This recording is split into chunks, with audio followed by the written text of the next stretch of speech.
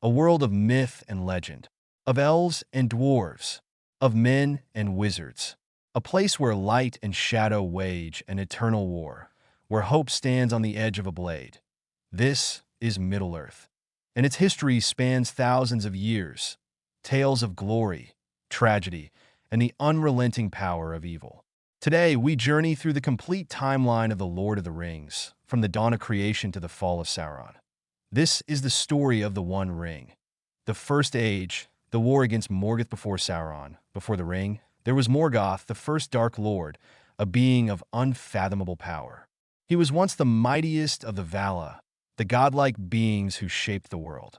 But in his heart grew darkness, and with it, an insatiable hunger for control. Morgoth created the first great evils, Balrogs, dragons, and orcs, twisting the creatures of Middle-earth into his servants. The elves, the firstborn of creation, waged war against him. But for all their strength, they could not withstand his might. One by one, the great elven kingdoms fell. Then came the War of Wrath. The Vala themselves descended upon Morgoth, and after a battle that shook the world, the Dark Lord was cast into the void. Middle-earth was saved. But evil is never truly defeated. Sauron, Morgoth's most trusted lieutenant, vanished into the shadows, waiting, plotting, preparing for the rise of a new darkness. The Second Age, the rise of Sauron and the rings of power. For centuries, peace reigned. The mighty kingdom of Numenor rose from the sea, men at the height of their power, blessed with long life and wisdom. But Sauron had not been idle. Disguising himself as Anatar, the Lord of Gifts, he deceived the elves, teaching them the craft of ring-making. Together, they forged the Rings of Power, magical artifacts of immense strength. But in secret, Sauron created one more. To end the fires of Mount Doom, he forged the One Ring, binding the others to his will.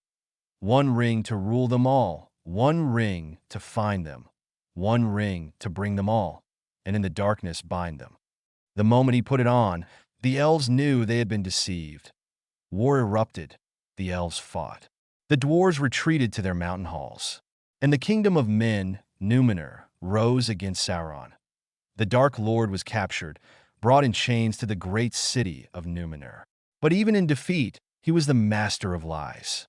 He whispered poison into the ears of the king, leading him to the ultimate sin, defying the Vala themselves to punishment. The gods sank Numenor beneath the waves. The once great kingdom was no more, but a few survived. Led by Elendil and his sons, Isildur and Anarion, they fled to Middle-earth and founded Gondor and Arnor, two mighty kingdoms of men. But Sauron still lived. The Dark Lord returned to Mordor, rebuilding his fortress, Barad-dûr. Once again, he marched to conquer the world. Then, in the final days of the Second Age, the greatest alliance ever formed. Elves and men, side by side. Together, they waged war upon Sauron. The last alliance and the fall of Sauron. The battle raged on the slopes of Mount Doom. Gil-galad, the Elven King, Elendil, the High King of Men. Both fell before Sauron's wrath. But then, Isildur, son of Elendil, seized his father's broken sword. And in a single stroke, he cut the ring from Sauron's hand. The Dark Lord's body was destroyed. His armies fell into chaos. Sauron was defeated. But the ring survived. And so, too, did Sauron's spirit. The Third Age, the shadow returns. Isildur had the chance to destroy the ring. But power is a treacherous thing, that he kept it for himself. And the ring betrayed him. Ambushed by orcs, Isildur was slain, and the ring vanished beneath the waters of the Anduin River, lost for centuries. But evil has a way of creeping back into the world. The ring found a new master, Smeagol. The moment he touched it, it consumed him, twisting his body, breaking his mind. He became Gollum, hiding in the misty mountains, whispering to the ring for hundreds of years. And then fate intervened that a simple hobbit named Bilbo Baggins stumbled into Gollum's cave. And there, in the darkness, he found it. The ring. Bilbo took it back to the Shire, unaware that he had awakened a sleeping evil, for Sauron had returned. His spirit had taken form in Mordor, and he knew the ring had been found. The hunt had begun. The War of the Ring. The final battle for Middle-earth. The task fell to Frodo Baggins, Bilbo's nephew, to carry the ring to Mount Doom. To destroy it, that he was not alone. The Fellowship of the Ring was formed. Aragorn, heir to Gondor. Legolas, the elven prince. Gimli, the dwarf warrior. Boromir, son of Gondor. Gandalf, the grey wizard. And four hobbits, small in size but great in courage. Together, they set out to save Middle-earth. But the journey would claim many. Gandalf fell in battle against a Balrog in the mines of Moria. Boromir perished, defending his friends, and the Fellowship was broken. Yet hope endured.